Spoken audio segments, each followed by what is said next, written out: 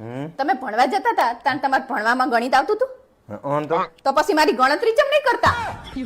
જાણો તાણ ઇગ્નોર જ કરતા. ઓહો, તું આવા નવા સવાલો પૂછતી હોય એટલે ઇગ્નોર કરું.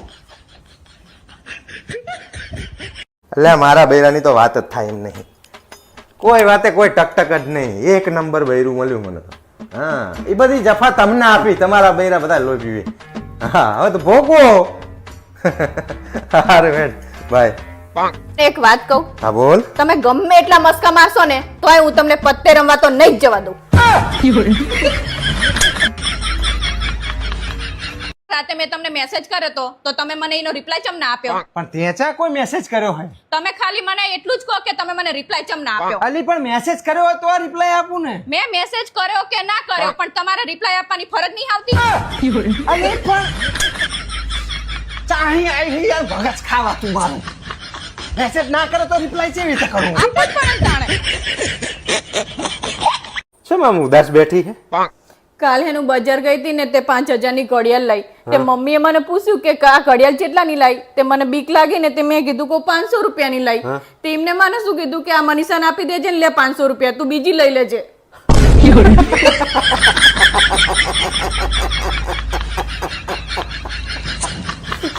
આજ હું તને 3 સવાલ પૂછીશ. જો ત્રણે ત્રણના સાચા જવાબ આપી દે ને તું તો આજ હાજે હું તને બહાર ખાવા લઈ જઈશ. હા તો પૂછો પૂછો. પાક્કું ને? હા પાક્કું પાક્કું. તો મારો પહેલો સવાલ છે કે 100 માંથી 1 કોસો થાય તો કેટલા વધે? 2 મેડા.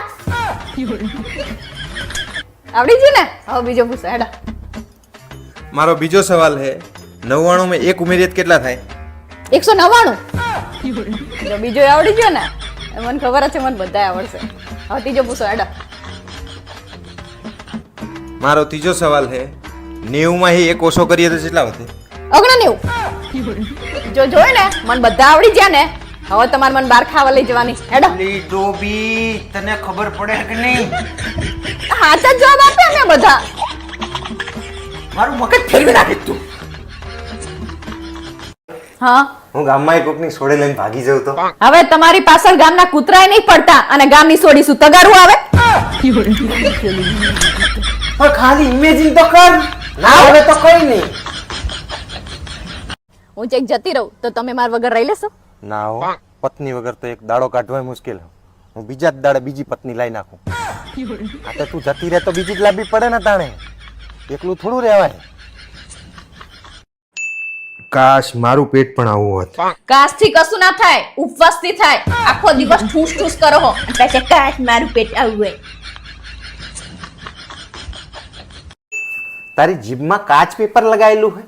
ના ચમ. કારણ કે તું મારા પરિવાર વિશે કાયમ ઘસાતું જ બોલતી હોય. કોક દાડો તો સારું બોલ.